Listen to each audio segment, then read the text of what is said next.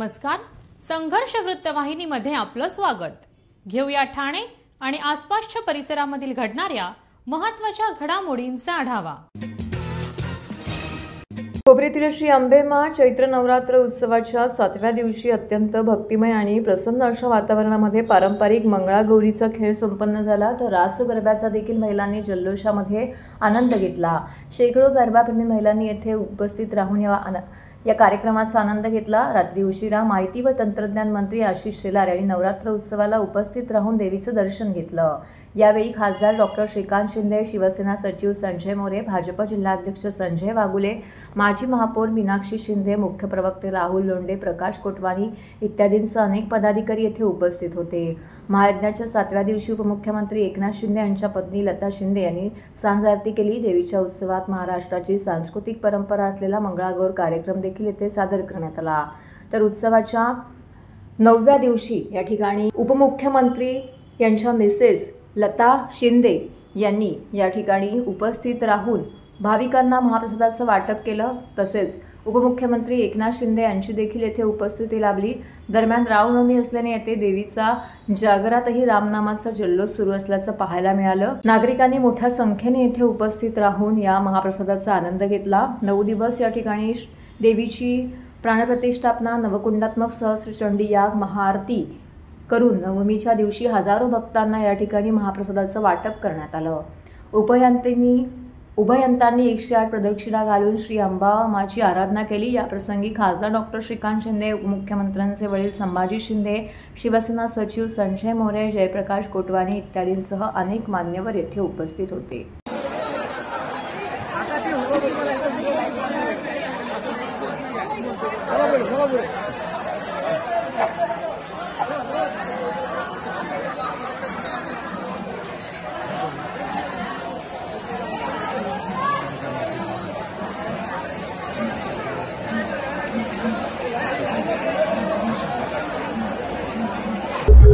गेली 9 दिवस म्हणजे आता हा 9वा दिवस आहे आणि या ठिकाणी म्हणजे हा उत्सव खरा धर्मवीर आनंदगी साहेबांनी सुरू केला होता.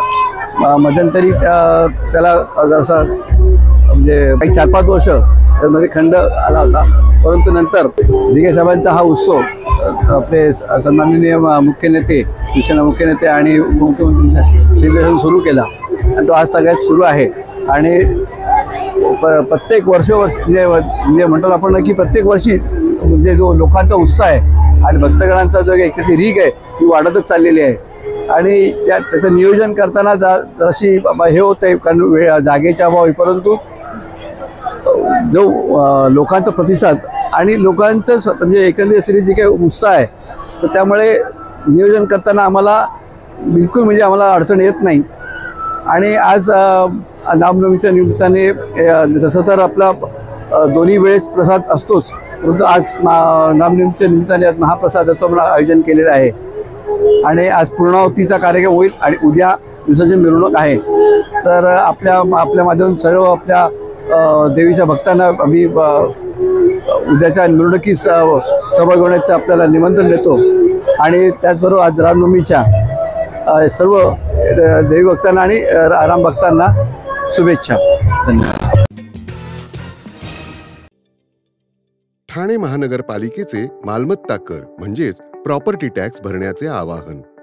सन 2022-23 या आर्थिक वर्षाचे मालमत्ता कराचे म्हणजेच प्रॉपर्टी टॅक्सचे बिल ठाणेकर करदात्यांना महापालिकेमार्फत आर्थिक वर्षाच्या सुरुवातीस म्हणजेच माहे एप्रिल 2022 मध्ये देण्यात आलेले आहे. तथापि अद्यापही काही करदात्यांनी मालमत्ता कर महापालिकेकडे जमा केलेला नाही.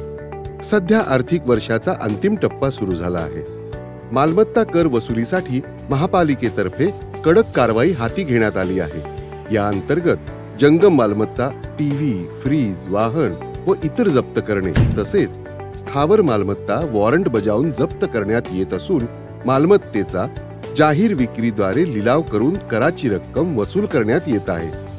मालमत्तेस पाणी पुरवठा करण्यात येणारे नळ संयोजन खंडित करण्यात येत आहेत. त्याचप्रमाणे थकीत मालमत्ता करावर 2% व्याज आकारले जात असल्याने भरावयाची रक्कम वाढत आहे. आपला मालमत्ता कर propertytax.thanecity.gov.in या लिंकद्वारे तसंच गुगल पे, फोन पे, पेटीएम याद्वारे ऑनलाईन पद्धतीने करण्याची सुविधा उपलब्ध करून दिली आहे. शनिवार, रविवार व सार्वजनिक सुट्टीच्या दिवशी नागरिकांना मालमत्ता कर भरणे सोयीचे व्हावे याकरता महापालिकेचे मालमत्ता कर संलग्न कार्यालय या दिवशी कार्यान्वित ठेवण्यात आलेले आहे. तरी मालमत्ता कर वसुलीची अप्रिय कारवाई टाळण्याच्या दृष्टिकोनातून मालमत्ता कर भरून महापालिकेस सहकार्य करावे. धन्यवाद. चैत्र नवरात्र उत्सवाच्या 7व्या दिवशी किरण वेले प्रस्तुत हिंदी गाण्याचा कार्यक्रम कलर्स ऑफ बॉलिवूड या कार्यक्रमाचं आयोजन करण्यात आलं होतं. या कार्यक्रमामध्ये जुन्या हिंदी चित्रपटातील गाणी सादर करण्यात आली, तर नागरिकांनी या कार्यक्रमाला मोठ्या संख्येने उपस्थित राहून त्याचा लाभ घेतला. तर देवीच्या दर्शनाला या ठिकाणी संजय पोतनी, शिवसेना नेते आमदार अनिल परब, आमदार सुनील प्रभू, आमदार अजय चौधरी, NDTVचे ॲडव्हर्टायझर जितेंद्र दीक्षित, शिवसेना व युवासेना सचिव तसेच वांद्रे पूर्व विधानसभेचे आमदार वरुण देसाई, शिवसेना उपनेत्या ज्योतिताई ठाकरे, नवी मुंबई उपजिल्हा प्रमुख प्रकाश पाटील, अनिश गाडवे यांनी चैत्र नवरात्र उत्सवाला भेट दिली. तर उत्सवाच्या 9व्या दिवशी रामनवमीचं औचित्य साधून आयोजित केलेल्या मराठी सांस्कृतिक परंपरेचे दर्शन घडवणारा नृत्य विष्कारमय सोहळा किरण वेले प्रस्तुत जल्लोष महाराष्ट्राचा मराठमोळा गाण्यांचा नृत्यमय नजराना येथे सादर करण्यात आला. यावेळी देखील नागरिकांनी मोठ्या संख्येने उपस्थित राहून या कार्यक्रमाचा आनंद घेतला. कार्यक्रमामध्ये देवीचा गोंधळ, जागरण, छत्रपती शिवाजी महाराजांची गीते, लावणी, कोळी गीतं, शेतकरी गीतं यांसारख्या विविध प्रकारच्या लोककलांचं दर्शन नृत्याच्या माध्यमातून घडवण्यात आलं. अनेक मान्यवरांनी येथे उपस्थित राहून देवीचं दर्शन घेतलं. या कार्यक्रमाच्या प्रसंगी ठाणे शहरातील राज्य ज्योतिष व वास्तुशास्त्रज्ञ तज्ज्ञ संदीप नेने तसेच समाजसेविका उर्मिला भूतकर यांना विशेष पुरस्कार देऊन येथे सन्मानित करण्यात आलं. संगतीन ओलांडला अवघड घाट, संगतीन ओलांडला अवघड घाट, दाविले तू वाट, तुझा मुळा हो मागलो मीच बलाते.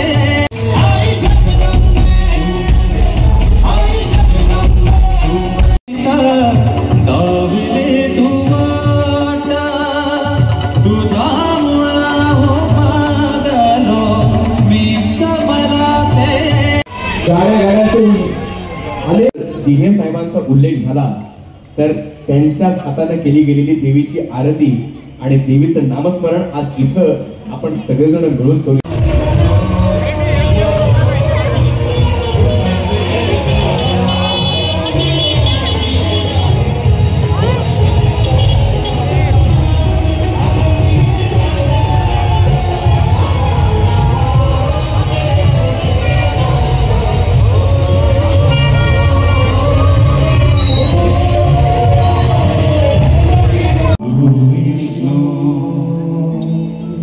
गुरुर्देवो महेश्वरा, गुरुर् साक्षात् परब्रह्म, तस्मै श्री गुरवे नमः.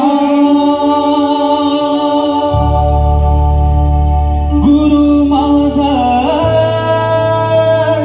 गणागोत, गुरु हेच माऊले.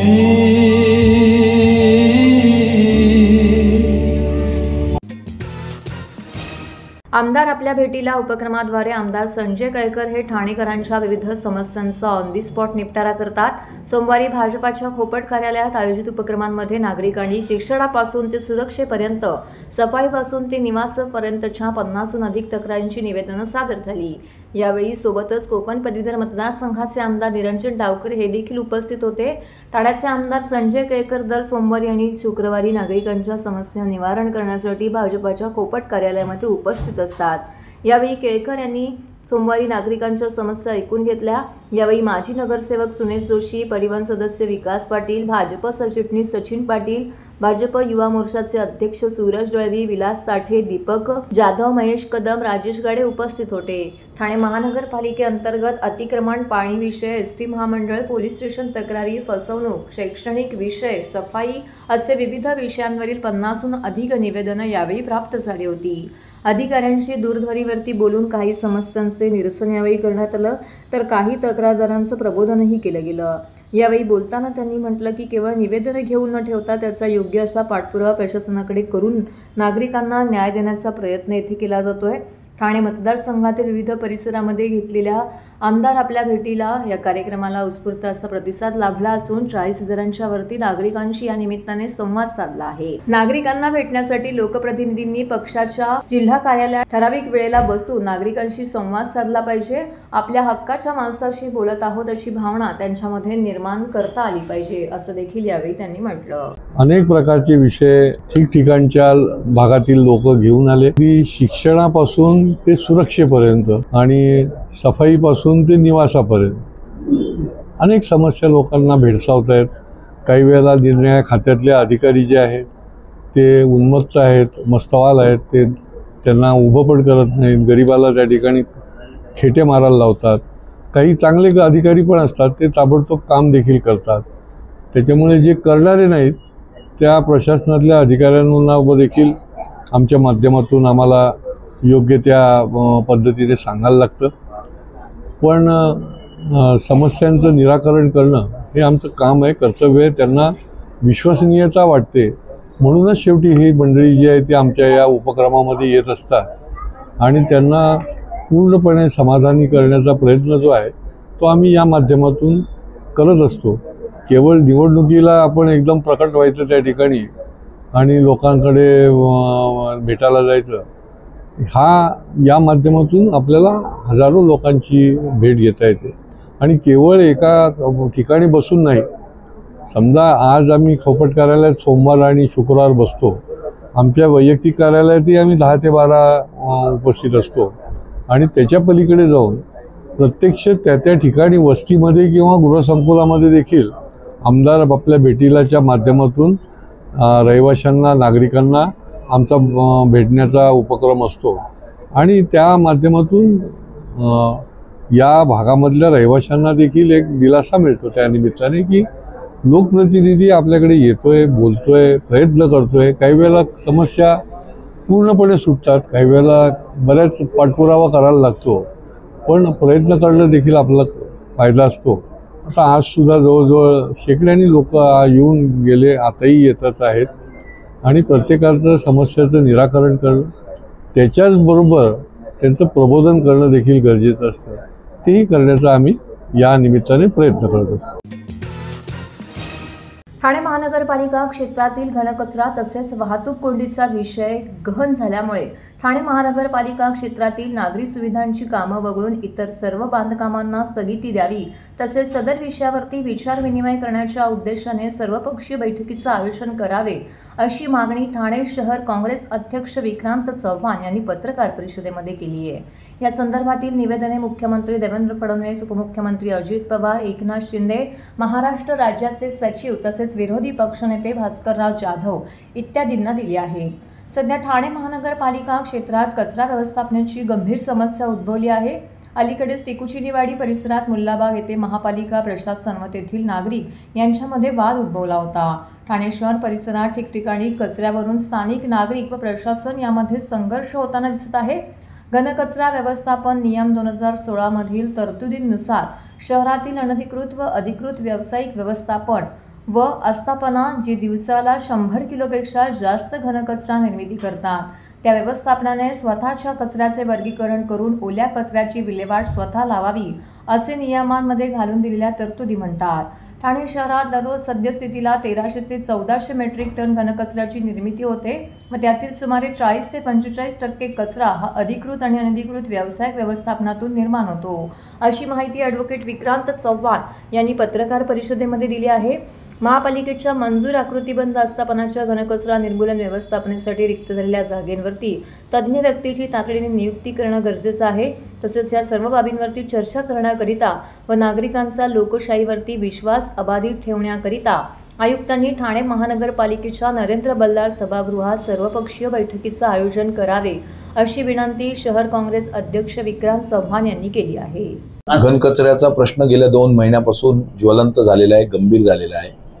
आपल्याकडे घनकचरा निर्मूलन करण्यासाठी डम्पिंग ग्राउंड्स नाही, ट्रान्सफर स्टेशन्स नाहीत एकीकडे मुंबईने याची व्यवस्था केलेली असताना 1927 साली पहिलं डम्पिंग ग्राउंड सुरू केलं ब्रिटिशर्सनी.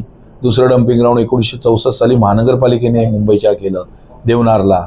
आधीचं मुलुंडला होतं. नंतर तिसरं 350 एकर जमीन त्यांनी कांजूरमार्गला विकत घेतली महानगरपालिकेने आणि तिसरं डम्पिंग स्टेशन सुरू केलं. ते त्यांची व्यवस्था करू शकले. नवी मुंबई त्यांची व्यवस्था करू शकले.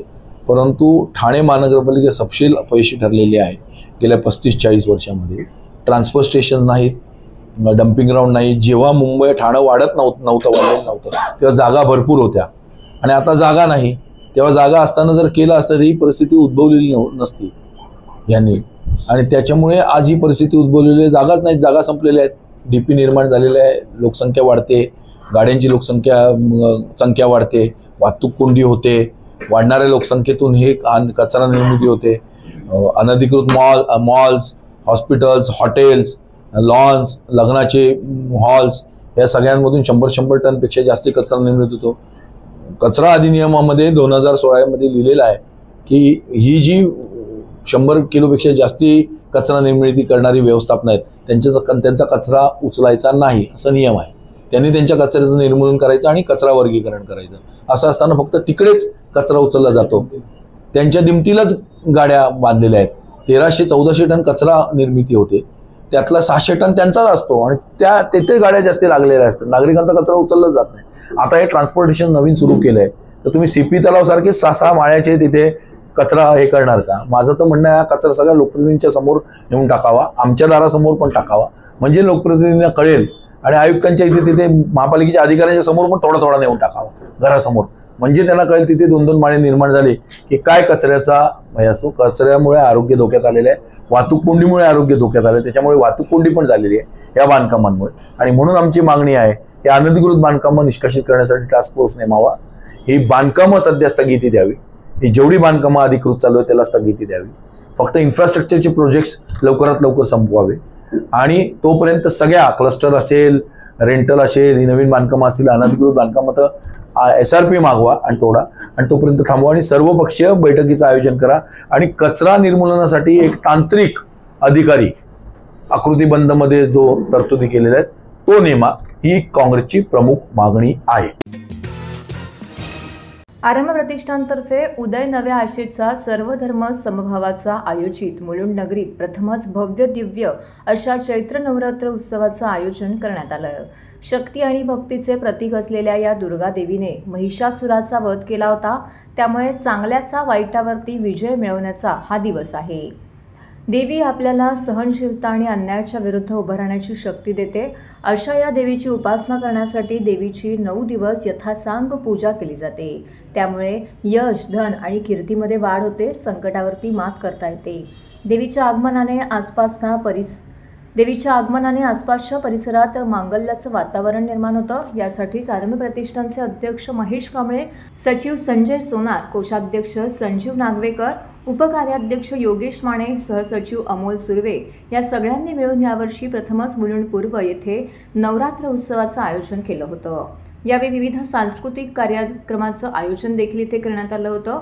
त्यामध्ये पहिल्या दिवशी डान्स कॉम्पिटिशन, दुसऱ्या दिवशी खेळ पैठणीचा, मानवहिनींचा, महिलांकरिता विशेष लकी ड्रॉ, तिसऱ्या दिवशी होम हवन, समीर दळवी प्रस्तुत मराठी भावगीत, लोकगीत, जागर गीतांचा, नृत्यमय आविष्कार, संगीत, स्वरमंदार, चौथ्या दिवशी महिलांकरिता विशेष हळदी कुंकू आणि महाभोंडला, तर 5व्या दिवशी समीर दळवी प्रस्तुत लोकगीत, कोळी गीतांचा बहारदार नृत्यमय आविष्कार, संस्कृती, आगरी व कोळ्यांची अशा विविध कार्यक्रमांची रेलचेल भाविकांसाठी इथे ठेवण्यात आली होती. पुढच्या वर्षी सुद्धा यापेक्षा सुंदर अशा कार्यक्रमांचं आयोजन करीत हा उत्सव साजरा करण्यात येणार असल्याचं अध्यक्ष महेश कांबळे यांनी सांगितले.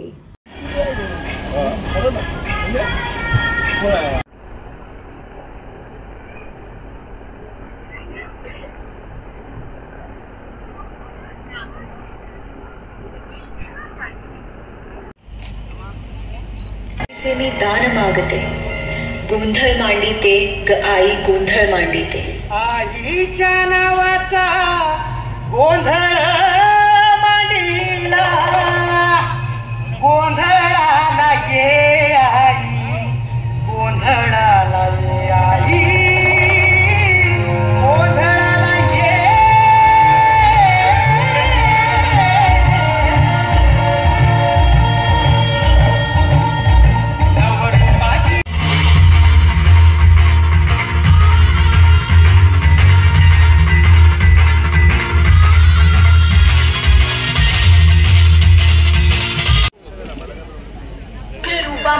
सुद्धा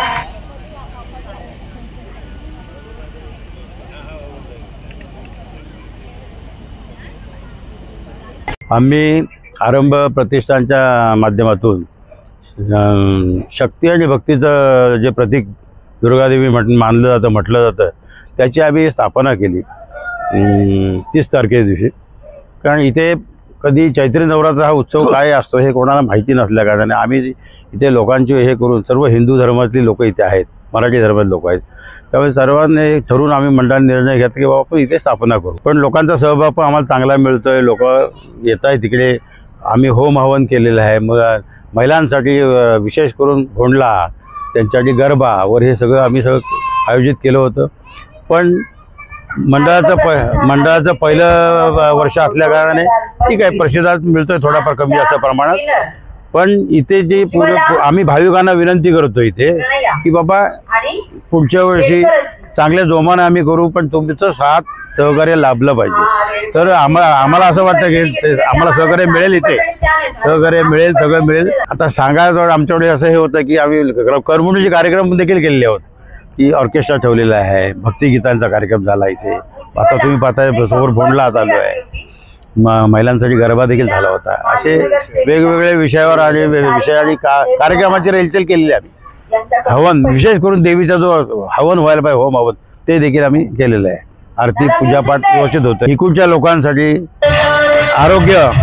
आरोग्याला चांगलं आरोग्य लाभो, ऐश्वर्य लाभो, सगळं गुणसंपन्न हो म्हणून हा उद्देश आमचा असून आम्ही हा उत्सव साजरा केलेला आहे. मी यावेळी एवढंच सांगेन. आरंभ प्रतिष्ठानचा अध्यक्ष आमचे सचिव संजय सोनवणे साहेब, आमचे खजिनदार संजय नागवेकर, आमचे कार्याध्यक्ष सहसचिव अमोल सुर्वे साहेब, आम्ही सर्वांनी मिळून एक मुलुंडमध्ये चैत्र नवरात्र उत्सव साजरा करायचं स्वप्न पाहिलं होतं गेल्या 3 वर्षापासून. ते मी नाक्याच्या देवीचं दर्शन घेऊन आम्ही त्यांना प्रेरित होऊन म्हटलं आपण ठाण्यामध्ये बसतेच आहे तर आपण मुंबईमध्ये प्रवेश घेऊ. त्या दाईने आम्हाला आशीर्वाद दिला, आम्ही मूर्ती स्थापना केली. खूप काही अडचणी आल्या, त्यातून मार्ग काढता इथपर्यंत आलो. आम्ही कार्यक्रम जे देवी उत्सवामध्ये साजरे कार्यक्रम आहेत ते घेतले. त्याच्यामध्ये आम्ही होम हवन आहे ते रेग्युलर देवीचं भक्तीचंच आहे. फोंडला घेतला आम्ही, त्यानंतर ऑर्केस्ट्रा होता, मराठी भावसंगीत होतं. काल आमचं भक्तिमय भावभक्त होतं, त्यामध्ये साईबाबा होते, आमचे प्रगट झाले होते, अक्कलकोटचे स्वामी प्रगट झाले होते, आणि सगळ्यात महत्त्वाचं म्हणजे दिघे साहेब प्रगट झाले होते आमच्या इथे काल. त्याचा व्हिडिओ मी आपल्याला नक्की देईल. आमच्या दोघांच्या पाणी होतं असं आहे. तर इथे कॉस्मोपॉलिटन नगरी असल्यामुळे प्रत्येक वेगवेगळ्या समाजाचे लोक राहतात. तर आम्ही विचार केला की आपण वेगवेगळे कार्यक्रम घ्यायचे, जेणेकरून आपली संस्कृती, आपला बाणा मराठीवाला काय आहे हे लोकांमध्ये पोहोचवायचं. काही नवरात्रीमध्ये हिंदी गाणं लावतं, ऑर्केस्ट्रा. आम्ही म्हणलं आपला सांस्कृतिक कार्यक्रम करायचा. त्या उद्देशाने आम्ही एक कार्यक्रम केलेला आहे.